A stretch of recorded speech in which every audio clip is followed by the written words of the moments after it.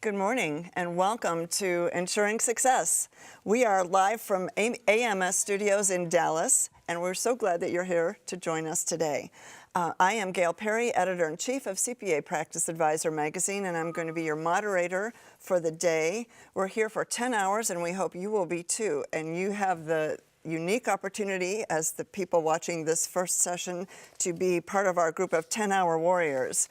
Anyone else who tunes in later during the day won't be able to call themselves a 10-hour warrior, so we hope you're going to be here with us for the whole day. I'd like to thank our sponsors for this event before we get started with our session. We have several sponsors who make this event possible for us, and they are Avalara, Boomer Consulting, Canopy, CPA.com, eFileForBiz.com, Intuit ProConnect, Peisner Johnson, Receipt Bank, Sage, and Xero. I'd also like to explain just briefly how CPE works for this session and throughout the day. If you need CPE credit, you will watch the session very carefully. 3 times during the session, we'll post a code at the bottom of the screen. I'll give you a verbal heads up so you can make sure you're paying attention, and you'll write down that code. It'll be a 3-digit number each time, so a total of 9 digits for the session. When you're all done with this session or all done for the day, there's an option on the top of your screen that says Get Your CE/CPE Credit. You'll just click that option at the end of the day, and you can enter the codes that you saved for each session you attended, and that's how you get your credit. It's pretty easy. You'll get your CPE certificate right away. If you have any problems with that or anything during the day, you can reach us at info@ensuringsuccess.com, and we're standing by to take any questions you have. Also, if you want to reach us during the day, we would love to have your input and your questions, and we would ideally like you to do that on a separate device so you can continue to watch our session and still communicate with us during the day. So you can either reach us through social media, and our social media connections are on the screen. Our hashtag is DecemberCPE. And you can also reach us through Slido, which is where we're taking questions and doing some polls. So that's slido.com, SLIDO.com. And the passcode you need to get in is DecemberCPE. So in either through Slido or through social media, we hope to hear from you today. We'd love your input and have you connect with our speakers. And speaking of speakers, our speakers today, across to the right of me and across the panel, are Jim Burke and John Higgins, Casey Johnson, and Dr. Sean Stein-Smith.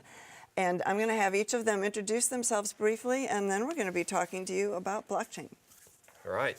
Thank you, Gail. So happy to be here today in Dallas. And I am Jim Burke. I'm a partner with Withum, Smith & Brown, Managing Director of Advisory Services at Withum. Good morning. I'm John Higgins with CPA Crossings, a Strategic Technology Advisor.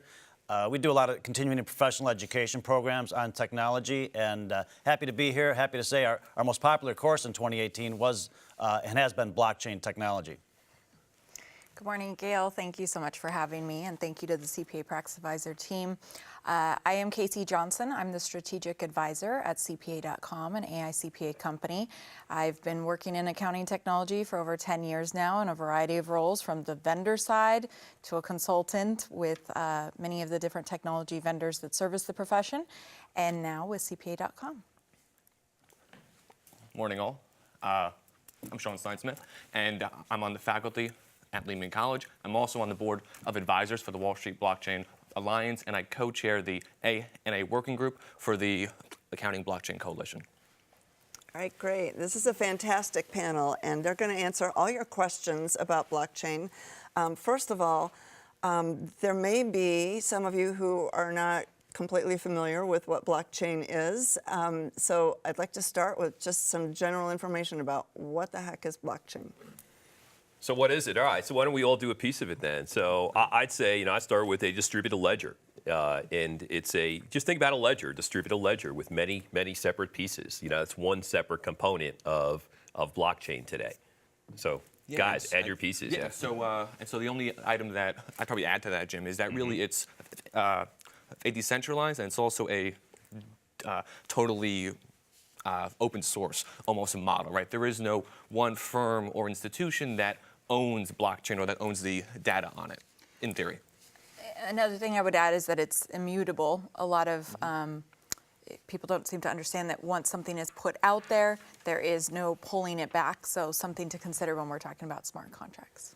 And a point I would make, when I was doing my research on blockchain, I found a TED Talk by a gentleman named Richard Atwari, and he talked about how the internet closed the distance gap in commerce, and blockchain is poised to close the trust gap in commerce. So I thought that was a really good way to kind of start the conversation.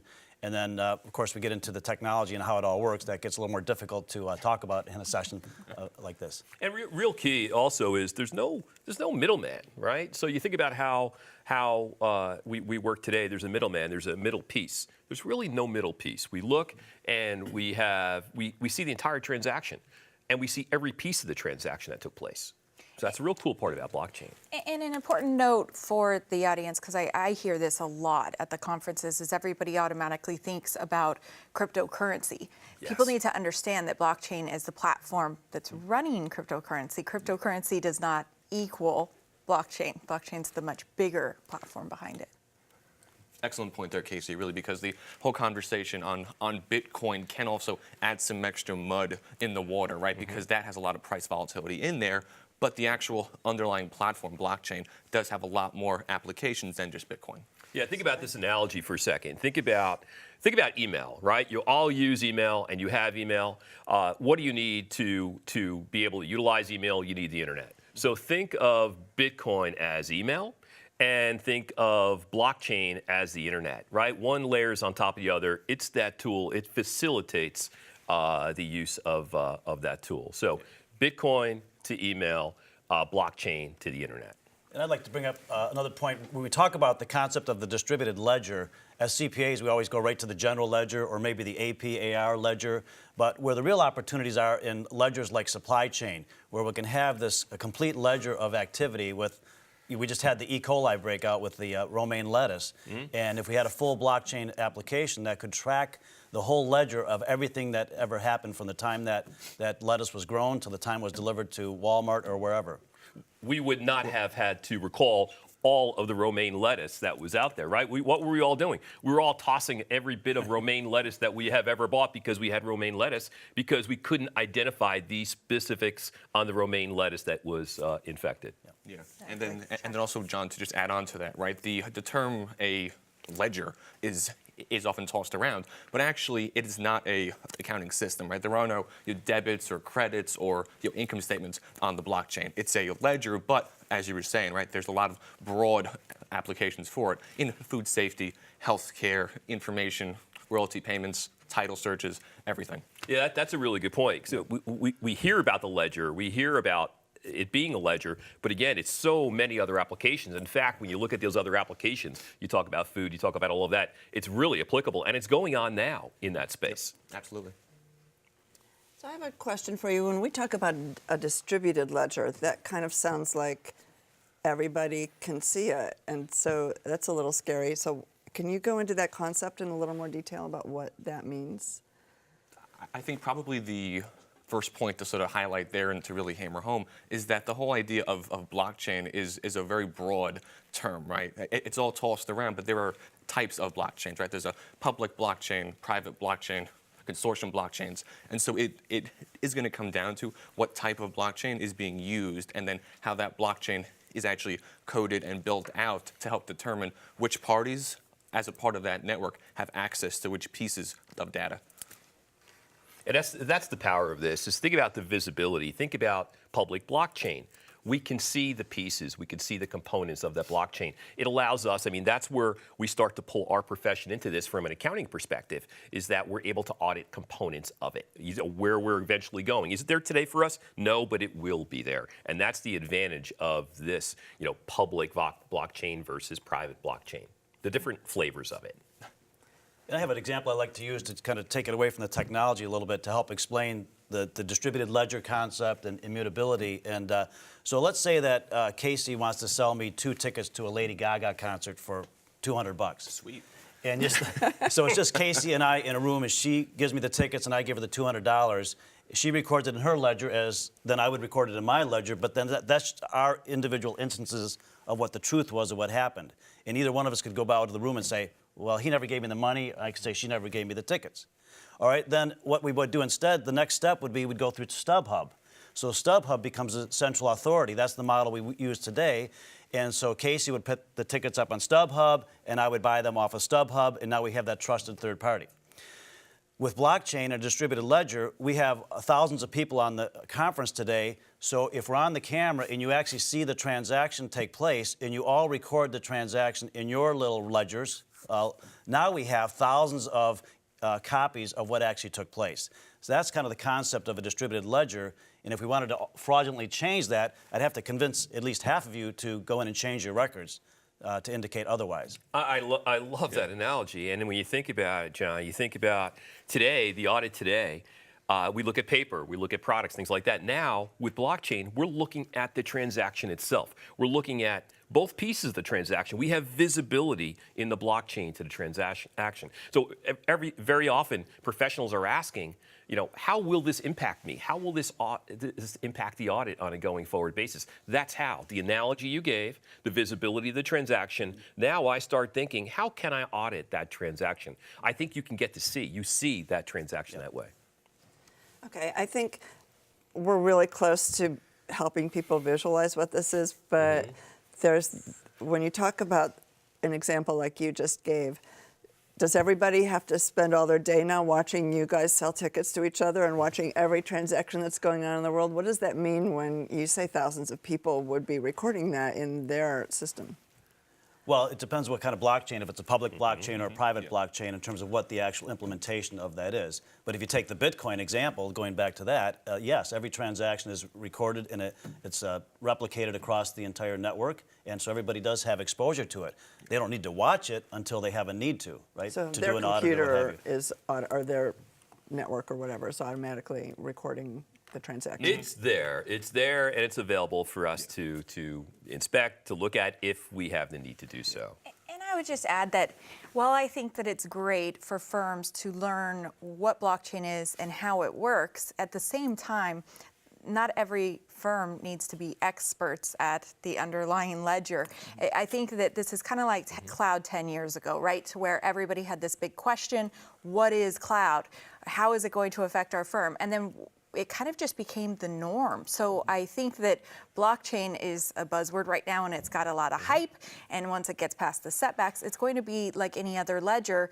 Nobody's sitting around in a firm saying exactly how does SQL work on the back end. It just works. It's there. That becomes the norm. Excellent point there, Casey, right? Because all of us have iPhones and laptops and tablets. We don't have to know how it all works, but all we have to know is how to use those applications that are built on it. And how it's affecting our role. Yeah, absolutely. And to add on just one other point, right? In terms of a blockchain being transparent, right?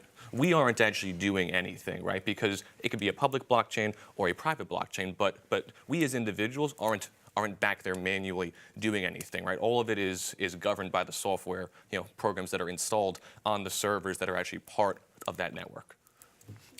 Okay, we're going to pause just 1 second here for, well, more than a second, but we want to display our first CPE code for this session, and you should see that appear on the bottom of your screen. It's a 3-digit number. You want to make sure you write this down and save it. There'll be 2 more numbers coming up later in the session, and those are your evidence that you're attending this session. So when you request your CPE credit, you'll want to be able to return those codes to us so we'll know that you were here. Okay, talking about private blockchains versus public. Is a private blockchain kind of like Slack? Is it like a private little network within your company? I mean, I'd say probably the best way to try to talk about a private blockchain is to almost think about it as a hybrid model, right? Basically, it operates as a blockchain. It's an open database, but it's basically organized by a firm called the organizing firm, right? And so then that firm, be it Walmart, Toyota, or IBM, right? They are the organizing firm that hires the coders and the programmers to help sort of outline how the data on that network is then shared and then articulated to those different network members. But but also from a audit point of view, right? Here's where really the auditors and the accounting firms are, I believe, going to get more hooked into this environment, right? Because on a public blockchain, like on the Bitcoin blockchain, there are tens of thousands of nodes and miners and a whole bunch of other data out there. So for business purposes, a public blockchain model is not always the best one. But for a private blockchain, there are options where a organizing firm like a Witham can organize their own private blockchain network and then have their clients as a part of that network, which also helps the efficiency of how data is then processed on it. Think about the cloud today, how the cloud works. And, the cloud's out there. We talk about it just like we talk about blockchain. There's different flavors of the cloud. We got the private cloud. You think about public cloud. You think about Amazon. You think web services. You think about Azure. When you look at all the different cloud models that are out there, that's public cloud, right? That's there. It's available to a massive amount of people. Then you have private clouds. You have individual companies that set up their own private networks. Not that it's the same, but that's the analogy I like to give. It's still the cloud, but it's out there. You got public and you got private. I think another good analogy is for those of you on the conference today who remember the days of EDI in the automotive industry. It was back in the 80s and so forth, where they required all the suppliers to, basically be able to electronically accept orders and provide shipping notices back to the automotive.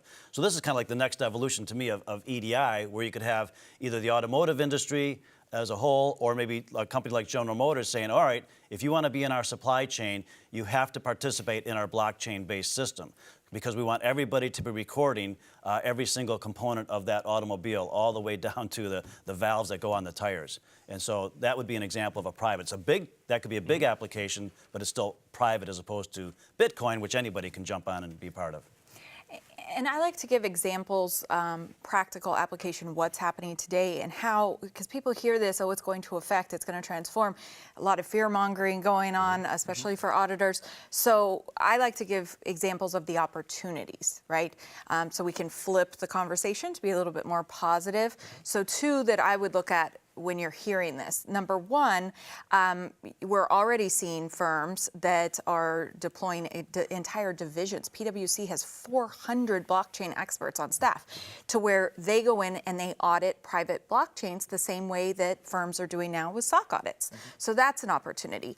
Number two is making the audit process so much faster. So, going through, you're no longer having to confirm the transactions, because that's the blockchain's job.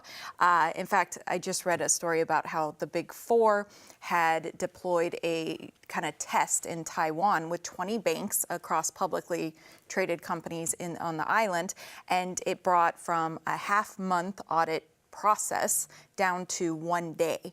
So they're still playing with it, but I think everybody needs to look more at the opportunities and the positives rather than all of the fear going around that it's just going to completely eliminate the audit. It just transforms it. Yeah, it's not going to limit. The audit's going to be around for a long time, right? It's just going to look and feel totally different than it does today. When you talk about technology, all of this blockchain, it's moving so quickly. Right? It's moving so quickly, and I think it's going to be a real challenge for the standard setters, for the regulators, to keep up on this. We see disruption right now in that space, right? Because technology, especially in the blockchain arena, is moving so quickly. So what does this mean in terms of accountants and their day-to-day lives, and how we can expect, like, not tomorrow, but maybe 5 years from now, what kind of change can we expect to see? Well, I'll start. You need to change right now. You need to start look. What can you do right now to get ready for this? You say, hey, I'm not using blockchain in my audit. I don't see it. Well, you know what? Start looking at the data. Start deep diving on the data. Understand the data. Understand the tools that impact data. Tools that you can use to extract. It's all about looking inside the data at our clients, and we are doing a tremendous amount of that. So, if you want to do anything today, start with that process. Educate your staff about deep diving on the data. Understand how that works, and you'll make it to that next level very easily. Yeah, I think that's a great point. I mean, just the whole concept of learning how to get involved with data analytics, big data, and building your skill sets there, and then the kind of blockchain piece, I think, will come along at the appropriate time for you to really get deep dive on that. And as Casey mentioned, I mean, when you look at the profession as a whole, Today, it's probably a pretty small percentage that really need to have a deep dive knowledge of blockchain. I mean, I go into firms and they're still not doing everything digitally, right? So let's get the practice fully digital as a starting point. Get into the data analytics, dashboards, things like that, and then as the blockchain applications come about, I think then it'll be more obvious in terms of where they really need to develop their skills. And there's lots of new solutions coming to the market that you can implement into your firm to help with this process. Depending on, this is creating a new specialization, and we all talk about riches are in the niches. This is a way to specialize. So, for instance, top 100 firm, Aprio, they have a division that they focus specifically on companies that are utilizing blockchain in some way. Veradi and Libra, those are two technologies that are out there that help firms to account for different crypto assets and transfers, as well as do some of the audit. Because if your clients are accepting, let's say Bitcoin as payment, Intuit does it, EY does it, I mean, tons of companies do this, then you need some type of system that can help to not only report for regulatory purposes, but, consolidate all of that with the other accounting data. Yeah. And to add on to those excellent points, right, I'd say probably the first step now is to educate yourselves, right? You and your firms, your colleagues, your managers, your partners, and to also have those conversations externally, right? Because, I mean, there are a whole bunch of firms out there, both in accounting and in other industries, that still aren't really sure what blockchain is, who owns the blockchain, all of those questions. So the educational part is huge. And then also, because we're accountants, auditors, folks working in finance and accounting aren't going to be programmers or coders anytime soon. But it's important for us to be aware of those other trends going on. IBM and Walmart, the Taiwanese banking issue over there. Singapore just launched a anti-fraud tool this past week. There is so much going on, and really what our clients want from us now in terms of advice, in the bulk of cases, right? Obviously at the Big Four, they are more hands-on, but in the vast majority of cases, our clients want us to be able to explain what blockchain is, and then point out really how it's actually being used. And to build on Jim's point of doing it now, it's really critical because more and more businesses are building into their, especially if you're working with manufacturers or anything in supply chain management, you're going to be asked the question of what your firm can do or how it can help. And if you don't know, you can't A, have an intelligent conversation about it, but B, offer them some type of a timeline of services to support their business. They're going to be looking elsewhere. Here's what I would do. I mean, if you're one of the 15,000 firms in the U.S. that does audited financial statements, I would take time in your brainstorming session. Brainstorming, right? It's a requirement in an audit. You get the entire audit team in a room, talk about the engagement, and change it up a little bit this year. Add blockchain to it. Ask the client about blockchain. Ask the client, are they utilizing blockchain with any of their suppliers? Because we may not even know that. So it needs to be part of the discussion. And then instead of doing the audit the same old way that we've always done the audit, Gail, I think we need to change it up. Challenge the staff on the engagement about the data. Understand the data that is involved in every single specific client audit that we're doing. And again, I would even go beyond that. Besides the audit, look at reviewed financial statements, look at compiled financial statements. Just ask clients the question about data and where that data sits and how we could better utilize that data to do our jobs. I'd like to offer another resource, too, for those of you who want to get a deeper dive on blockchain. The AICPA has developed a whole curriculum. I had the opportunity to participate. They have like a 3-day course, Introduction to Blockchain. I don't think it's like maybe 15 or 20-hour course. And it really gets pretty good explanation of blockchain technology. And they have a full-day course on the tax implications of blockchain technology. So that may be another resource for you if you want to go to that next level of understanding of it. Yeah, well, so what we did was back in May, we hosted the first blockchain symposium. Jim was there and participated with about 60 experts in the field that came together to talk about where we're at with blockchain, what's happening. I think we all realize that there's more questions than answers at this point, but what led from that is that the AICPA has 2 different work streams, one working specifically on the SOC audit, as well as number 2 on crypto assets and creating member guidance around it.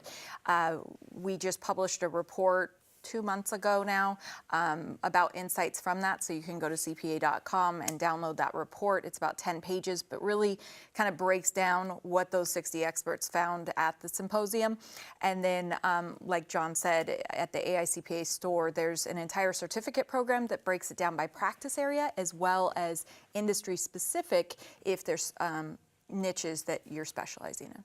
That was an awesome meeting that we had in New York because it involves so many individuals that are connected to technology in some way, shape, or form. Plus, Dr. Sean, you mentioned about the New York Blockchain Alliance. New York Blockchain Alliance was also there. Yep. So we had every interested party that was listening to us and our concerns about the accounting profession, our clients, and this whole blockchain arena. Yeah, we've partnered with the Wall Street Blockchain Alliance, and Ron Quaranta, I'm sure everybody knows and has seen him out there speaking, and they have just been such an amazing partner in really pushing the profession forward on this important topic. So definitely check out those resources and follow them.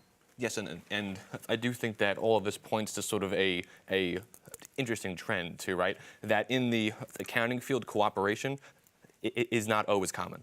Right, but in this space, the whole blockchain ecosystem is so fast-moving, is so challenging, and is so unknown for all of us that it's bringing together people who otherwise wouldn't always cooperate on things to help have a conversation and to find those possible answers to all of those questions.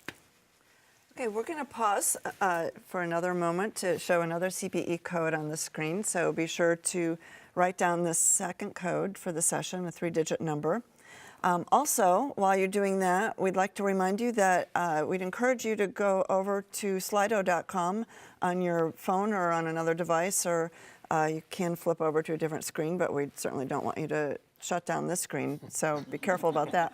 But it's Slido.com, Slido.com, and we've loaded our first question for our audience. We'd like you to answer how comfortable you are talking about blockchain. So we'd like to get some answers on that. Also, on Slido.com, there's an opportunity for you to post questions. So if you have questions for our speakers, you can enter them there as well. And while people are doing that, let's talk just a little bit more about other places that people can go to for additional education or resources. As you mentioned, the AICPA course is 3 days, so we're not going to be able to cover all that in an hour. But what else can people do if they really want some down and dirty basic information about what's blockchain? Well, I like TED Talks. I mean, I always look for TED Talks, people that are expert in that area, and you hear enough of them and see enough of them, you really start to form an understanding of the topic, and that certainly applies to blockchain. And because it all changes so fast, I mean, even though, we just published a report in October on a May event, in reality, if you're not following the people who are so actively involved in this, that are sharing regularly, Sean, I follow you for sure on this, and Ron, and so I think engaging with the people who are really in the trenches on it. And probably the best piece of information I have is that on top of the courses with the AICPA, there are a whole bunch of other courses out there, right, that are free or open source courses. I know IBM has a whole suite of courses out there, from a introduction, like a basic overview of blockchain, all the way up to hands-on coding on the actual blockchain platforms they host. And Amazon has their own stuff now. Google, Microsoft, they're all getting into that space. So there's a ton of resources out there for anybody who's interested in more. Yeah, there's. You go right to Google, go right to YouTube, and you'll see on YouTube a phenomenal number of videos that explain. Be careful, because you need to make sure you're watching the right videos from authoritative sources. But watch those videos. Really, take it down really basic on what blockchain is all about, what Bitcoin is all about, and how it's impacting the world today. And there's always I just saw a podcast we did with Kirk Kunzelman. There's AICPA webinars free. I mean, I think the material is constantly coming out. It's about choosing which ones you're going to spend your time to invest in. Yeah, not a day goes by that we don't see Dr. Sean on Twitter or on Facebook about doing something about blockchain. Yes. So, I think it's also a classic case where it's a good subject to look beyond the accounting profession and look at other industries and how they're using the technology, and that can really help you get the bigger picture of it. Absolutely. And actually, just thinking about it, because I saw Gary backstage, I believe Boomer has like an entire workshop as well. So And Amanda Wilkie publishes a bunch of great stuff, so more people to follow. Okay, excellent. So we have some answers coming in on our survey. So far, 15% of our watchers are comfortable enough to explain blockchain to others. That's pretty really impressive good. number. That's I really would nice. not expect it to be that high. That's really, maybe it was after the few minutes that we spent today. There we go. Right, good job, I guys. hope so, yeah. 12% say they're good talking about it, but a little fuzzy on the details. 54% say, I'm a good listener when it comes to blockchain. And then the remaining 19%, what is blockchain? So we've still got some of those coming in too. Sure. All right, and that's slido.com if you want to participate in that survey, slido.com. And then also, we're talking about blockchain and its more practical uses. I'd like to jump a little bit into the Internet of Things. And I think right now when we talk about the Internet of Things, we think about being able to have a doorbell so I can see who's at my front porch from when I'm not at home, or turning on the lights automatically, or controlling gadgets and things in a house. And yet there's a whole spectrum of Internet of Things going on in the world around us in businesses that are utilizing blockchain to make this happen. So can you guys give us some examples of how businesses are using this? Can't get away from it. I mean, look right here, right? My iWatch. I mean, the connectivity is going to be more than just the house stuff. That's where it all starts, in our home lives, right? How do we bring that into business? And connecting, it's just about connecting everything we have to the internet. And it's starting. It's out there and it's there, whether it's our watches, whether it's our iPhones, whether it's all these other devices. Why is IoT getting so popular? It's because of the massive amount of data being distributed through the internet and accessible through the internet. And that's what it is. Think about it. Data within our businesses being able to be accessed through all these common devices and devices that have not yet even been created. Really cool concepts. But what's driving it is the massive amount of data. One of my favorite examples talking about IoT and big data, data analytics, we all can relate to is Google Maps. You know, everybody's phone becomes the IoT, the device that's sending the data up to Google. They're instantly analyzing it to tell us whether the route we're on is green, yellow, or red. And so they're going right through the whole data analytics process. I don't know as though they're using blockchain at this point. That part I don't know about, though. Okay, so, and I like to think of it as, because a lot of people would say, well, IoT, you know, your refrigerator that senses when you need to buy more milk, what does that have to do with accounting? But in reality, again, all of our business clients are going to be using IoT in some way in their business, which is going to make you so much more valuable by understanding day-to-day operations. Let me give you an example. Let's say my hotel. It has the IoT is all about sensing things on people, sensing activity, sensing behaviors. I go and I pull out of my fridge a Coke, it automatically senses that, it sends it back, bills me automatically, so in real time, everything is happening. So think about that from an accounting standard, and now we have a continuous audit, things are constantly changing and going, but we're able to then look at risks quicker, and advise clients on that, as well as get more predictive in forecasting for future. So I think that we need to not just look at IoT as personal of, oh, it takes care of my security system or my air conditioner when I'm not in the room and turns off lights. It goes so much further into inventory, supply chain management, and watching the behaviors of your business clients. And you know, Casey, take it another level. Using your analogy where you're taking a can of Coke out of your refrigerator. Well, if I were to be Pepsi, I would love to know that you're taking a can of Coke out of your refrigerator. Technology is there. That data is being transmitted. Think about how valuable that would be to me, Pepsi, to send you a coupon saying next time you go food shopping, instead of buying Coke, you know what, here's a coupon for a free Pepsi. So you grab Pepsi next time. It makes IoT. Yes, it makes us so much more competitive because we have more buyer information to be able to build our product services around it. And so if we think about it too, again, back to the norm, people get used to all of the conveniences and different types of technologies in their daily life. The expectation is now raised for in accounting. So banking leads, right? I get the text message saying, oh, you're in a new city, is this okay? Kind of a fraud alert. they have deep pockets, so it's easier to develop there, but accounting needs to follow, and we need to have systems that are sensing what's going on in our clients' businesses the exact same way. Yeah. And so the whole conversation on IoT and blockchain and data analytics really sort of illustrates and highlights the whole concept that even though blockchain is the current buzzword of the month, year, I mean, all that blockchain is a tiny piece of how everything else is changing based on that huge influx of information, right? Both at our own firms and from our clients' firms. And to echo on Casey's point, if our clients are then used to this IoT stuff, this personalized, customizable experience in every other aspect of their lives, I mean, that expectation, that bar is then raised for us doing audit work, doing advisory services. I mean, we are going to have to be able to understand the implications of all of this information, right? Because having information by itself is worth nothing, right? The actual value in that information is then using it to help make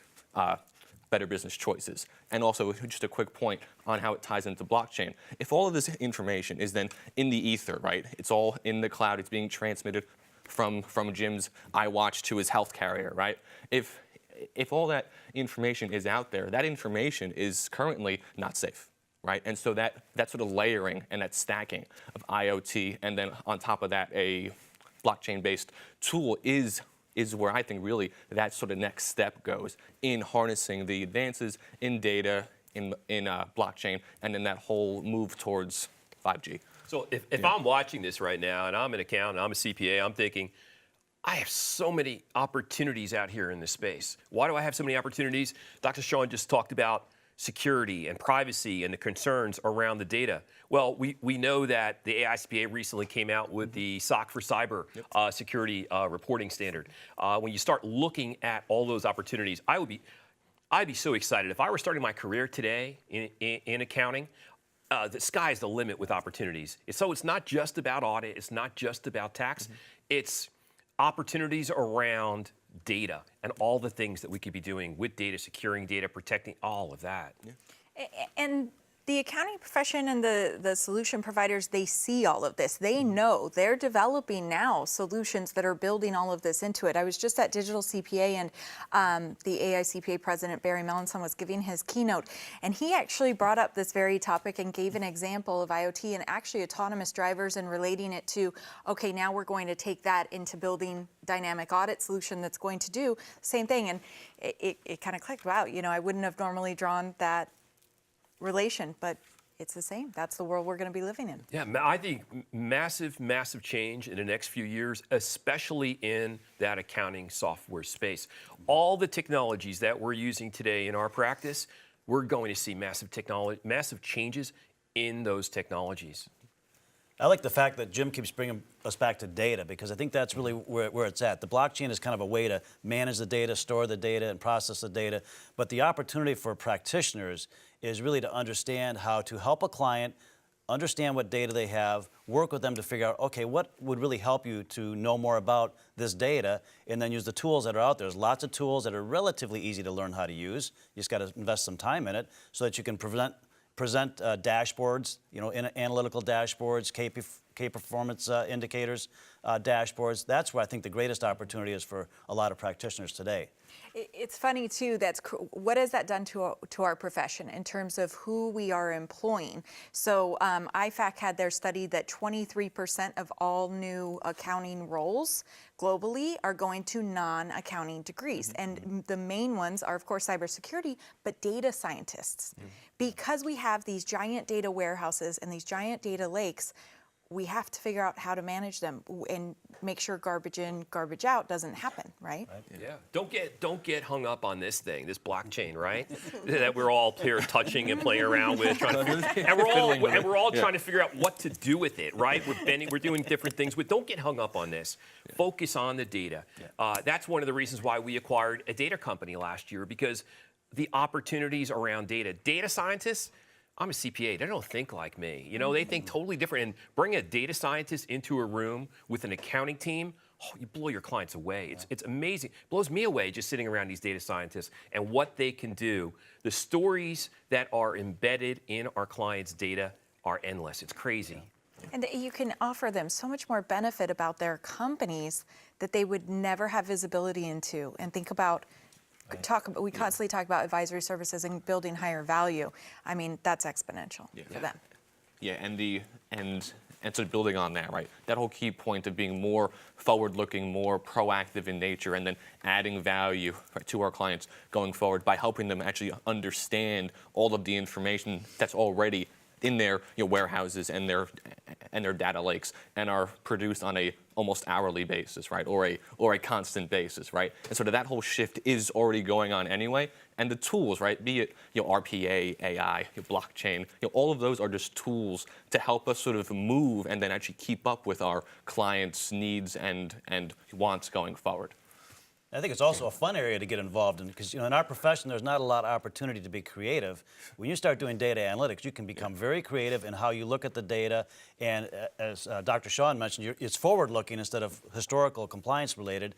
And so you can just see the impact it has on your clients when you can really help them to make better business decisions going forward. Yeah, play around with the tools that are out there in space. New tools entering every single day. Microsoft's Power BI, one of the best tools I've found to deep dive onto data and then graphically depict that data in ways that it's just real easy to understand. I mean, present those Power BI dashboards to your clients, priceless stuff. Agreed. And it's interesting, too, we're hearing a lot about what we can expect in the years ahead, driverless cars and better use of wind power and all kinds of things that are on the very near horizon. And what I'm reading is that the reason those are all the way 5 years out instead of 3 years out or 2 years out is just that there aren't enough AI and data people to get the work done. And so if you've got children who are getting ready to go to school, get them into those fields because the work is ready to be done. We just need the people to do it. So, I mean, they're saying, I found it really interesting. They're saying by 2025, they're saying that you may not buy a combustible engine car again at that point. Because when you think about the life of your car, 95 or more % of your car's life is spent in the garage. And look how much money we put into that for something that's, okay, cool looking and comfortable and we love it, but it just sits in the garage. Whereas if you've got a driver on demand and as nice a car as you want, anything you want to be driven in, and it just takes a minute to get it to you or a couple minutes, the incentive to buy expensive vehicles is going to be going away very quickly. But what they need to solve is the battery problem. Yep. Yeah. So, and that can be done as soon as we get the people who can do it. Sure. Gail, to your point, sort of funny story. So my daughter Kate is a high school senior, and she goes, "Daddy, I really don't know what to major in." And my wife is like, "Don't do it, don't do it." And I said, "Kate, AI, it's about AI. You got to major in AI." My wife's like, "Oh no, not another one in the family. Don't do this, don't do." But that's it. It's going to create so many opportunities for that next generation. If I were in high school right now, I'd be all over data. Something about data. Absolutely. You'll be guaranteed a job when you get out of college, and you'll really have access to all these great tools that aren't even available today. That'll be here in 3, 4, 5, 6 years from now. Okay, we want to show our third CPE code for this session, so be sure to take a look at the bottom of your monitor and write down that code. And then also, we're going to put up another poll on slido.com. It's slido.com. We just would like to know what questions your clients might have about blockchain. It's not actually a poll. Go ahead and enter any answer you would like. You can type your answer. If your clients are coming to you with questions about blockchain, we'd like to know what those questions are. And also, I apologize, we tend to throw out acronyms from time to time without mentioning what they are. We had a couple questions on IoT is Internet of Things, and AI is artificial intelligence. So we'll try to keep tabs on ourselves to make sure we don't use acronyms without saying what they are. But here's one question we've got in that clients are asking, does blockchain minimize fraud?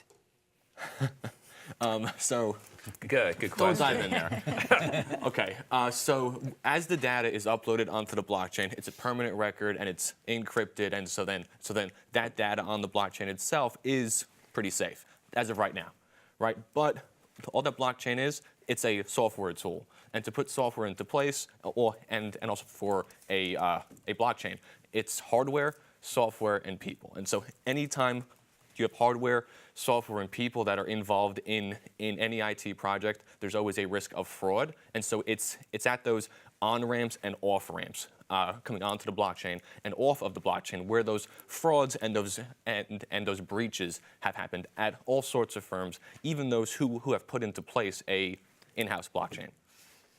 I think to Dr. Sean's point, think about opportunity again here, right? We're CPAs, we're accountants. I'm always looking at opportunity. I see opportunity. Who has access to be able to put that transaction onto the blockchain? Should that individual have the access? If that individual shouldn't have the access and they put the transaction on the blockchain, that's where fraud is taking place. So it's still, the onus still on us, right, is to look at this. It doesn't go away. It's just going to take place in different places in a different way. And what about gaining a competitive advantage? Can accountants use blockchain to set themselves apart from others? This is the stuff I love, absolutely. Again, talking about opportunity, building new services, thinking ahead. So yeah, I mean, we talked about different ways that you could build audit services into private blockchains that your clients are trying to deploy. We're talking about doing accounting of clients that accept cryptocurrency as payment so that you can reconcile it for regulatory and report on it for regulatory purposes. You could also do smart contracts. Think about what smart contracts could do for real estate. I mean, when you go and buy a house, the escrow process is painful by the time that you get your keys. It could drastically transform that profession. And if you are helping to create those smart contracts, but then it also creates the risk, like we talked about, it's immutable. So once it's put up there, there is no way to edit it or pull it back. So we have to have a shift in the mindset and the way that we look at execution and our processes around it. So this isn't going to be overnight, but I just see nothing but opportunities. Super streamlining of legacy processes, whether it's real estate that you mentioned, whether it's insurance, whether it's securities and transactions around there. You think about that slow process today and how quickly that entire thing could be done in a blockchain world. And why right? Walmart is, investing so heavily in this because of their supply chain management and getting goods, paying for goods, everything just happens so much quicker. So if firms can build new, unique, transformative advisory services around that, you're just that much more ahead of the curve and offering something that the competition can't. And if a firm is big and as well financed as Walmart, right, whose entire business model is basically take goods from here and to then have them shipped here. If even though a firm as big and as well established as them is investing in a private blockchain, then I do think that sort of hammers home the real opportunities out there for us as advisors and for our clients. And I was going to just add, in the short term, just developing enough knowledge so that you could be participating in the conversations with your clients about it, and they can rely on you as a resource. Whether or not you're actually providing solutions, that's going to take a little bit longer to develop that expertise. But certainly to develop the knowledge to where you could participate in conversations, I think gives you a competitive advantage in the short term. And a lot of people may say, well, Walmart, they're never going to be a client of mine.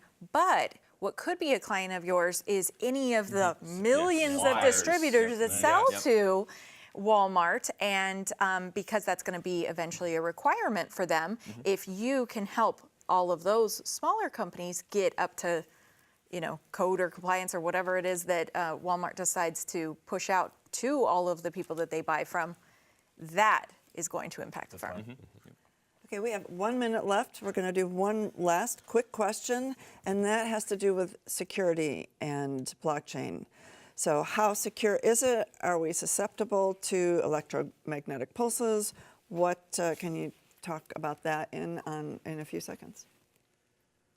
Okay, well, I'll start. No, so it's basically the whole conversation on blockchain security is that blockchain is more safe and it's more secure than some current offerings out there. But all that blockchain is, again, it's an IT tool. And so it does have all of those risks on the data input, data output, who has access to upload the data, how is that data verified, and then posted onto the blockchain, right? Because once that data is on there, it's permanent record. Right? So all of those risks are still there. So it's really important for us to keep in mind that even though that tool itself, right, this tool, it does have a lot of opportunity, the onus, right, is still on us to build out controls and processes to make sure that the information put on there is accurate and that it's safe. Yeah, and I would just say again, firms don't overthink all of this and worry about, so much on the back end.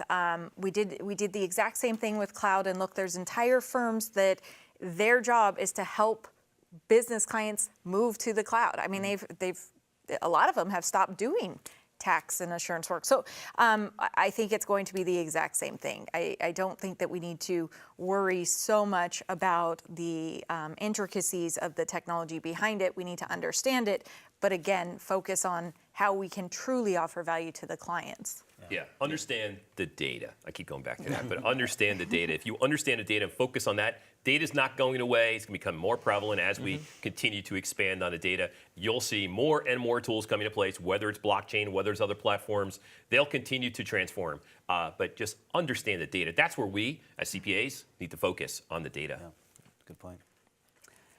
And I think of the analogy, I'll just use one more analogy. I get asked a question about the security of cloud computing all the time.